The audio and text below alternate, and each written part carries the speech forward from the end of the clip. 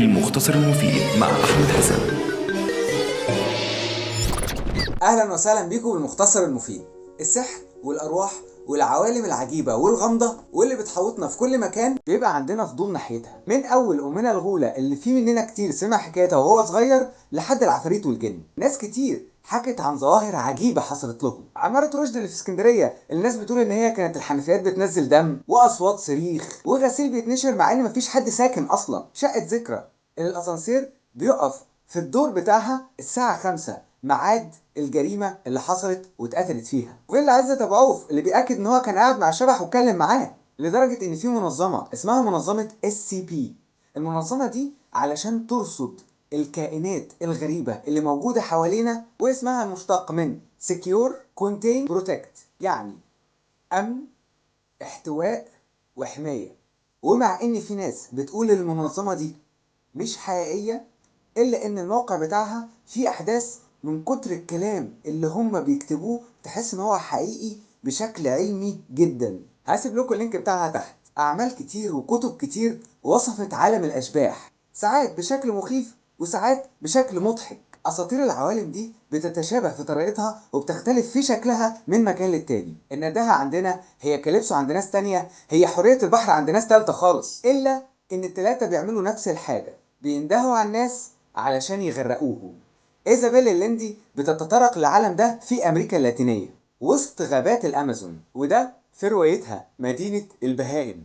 الرواية في حد ذاتها بتشبه كتير جدا لقصة الأطفال، إلا إنها ممتعة جدا، وقدرت الكاتبة إنها تربط بين المعلومات الحقيقية عن سكان الأمازون بالخيال والأساطير. كل ده جوه جو هيسحرك ورقة ورا ورقة. القصة بتبتدي بولد خجول اسمه ألكسندر عايش في أمريكا. والدته مريضة بالسرطان، جدته رايحة بعثة علشان تستكشف كائن خرافي ظهر في غابات الأمازون مسمينه البهيمة، وهتاخد ألكسندر معاه علشان الأب مشغول بعلاج أمه. بيسافر الولد الخجول الصامت اللي بيعرف من كل أنواع الأكل مع جدته غريبة الأطوار. البعثة متكونة من رئيس البعثة عالم كبير لكنه في الحقيقة مدعي، وجاي عشان اسمه هو اللي هيمول البعثة. الجدة صحفية وعالمة، مصورين، وضابط جيش بيحمي البعثة، ودليل معاه بنته اللي في سن ألكسندر، وأميرة مسؤولة عن إنها تحاول توصل لسكان الأمازون الأصليين عشان تديهم لقاح ضد الأمراض اللي ممكن البشر المتحضرين ينقلوها للهنود الحمر. ده عشان هما ما تعرضوش للأمراض دي قبل كده فجهازهم المناعي ضعيف، وراجل غني بيمول البعثة مع الجريدة المشهورة اللي بتمولها برضه. الولد ألكسندر اللي جاي من حتة ملهاش علاقة بالأساطير بيشوف مع البنت الصغيرة نادية ساحر الهنود ورسول الآلهة بتاعهم، واللي عايش بقاله كتير جدا. إلا إن ألكسندر ونادية هيكون ليهم دور في الحفاظ على الحياة بعدين، لأن في قوة شريرة عايزة تنهي الحياة. الساحر ده بيقابلهم بعيد عن البشر لأنه ما بيختلطش بالناس الغريبة، وبيرجعوا بيكملوا مغامرتهم في البحث عن البهيمة مع البعثة. اللي يعرفوه عن البهيمة إن حجمها كبير وراسها صغيرة وبتصدر ريحة بتخلي اللي حواليها يغمى عليه، وبيصحى مش فاكر حاجة ده لو عايش. ألكسندر ونادية بيسمعوا حوار بين الرجل الغني والعسكري إنهم هيتخلصوا من الهنود بشكل ما عشان يستولوا على أرضهم وثرواتهم، لكن ألكسندر ونادية ما بيعرفوش هيحصل ده إزاي لأن هما بيهربوا بسرعة قبل ما يكشفوهم. وفي يوم بيخطف هنود الضباب اللي بيتحركوا بشكل خفي لدرجة إن هما مش مرئيين، بيخطفوا نادية وألكسندر. نادية وألكسندر بيتعرفوا على الهنود، وبتقوم نادية بدور المترجم لألكسندر اللي ابتدى يفهم اللغة البسيطة دي بمجرد ما تخلى عن إن هو يسمعها بعقله وابتدى يسمعها بقلبه زي ما قالت له نادية، وبيتحول وسطهم لمحارب ومسؤول عن التفاوض مع البشر الغريبة. وبتقنعهم نادية كمان إنهم لازم ياخدوا اللقاح وإن تعاملهم مع البشر هيتم في يوم من الأيام فلازم يحموا نفسهم. وبياخد الساحر نادية وألكسندر عشان يقابلوا الآلهة، وبعد ممرات وسراديب ومغامرات داخل جبل بيوصلوا لمدينة البهائم. هم دول آلهة الهنود. هم خرجوا من المكان عشان خاطر يحاربوا البشر الغريبة براحتهم، يخلوهم يغمى عليهم ويقضوا عليهم، لكن ألكسندر بيقنعهم إن ده هيجيب بشر تانية، والأفضل إنهم يفضلوا مستخبيين في المكان ده اللي ما يقدرش بشر يوصلوا.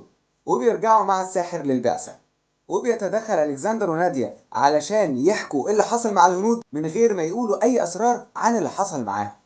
وبيظهر الهنود علشان ياخدوا اللقاح، نادية اللي شافت الأميرة مع الغني وهما بيحبوا في بعض بالليل قبل ما يظهر الهنود بتشك إن ممكن ده ما يكونش لقاح، وإن الأميرة جاية علشان تحقنهم بمرض يخلي موتهم طبيعي، فيقدر حبيبها الغني يستولي على الأرض، وده من غير حرب وفي وجود بعثة هتبرئه من إن هو يكون عمل أي حاجة. بتصرخ بده وبتدور معركة بين الهنود والجنود اللي مع البعثة، وبتتكشف الحقيقة ورا نوايا البشر اللي جايين علشان خاطر يستولوا على المكان مش يساعدوه، مش يساعدوا أهلها.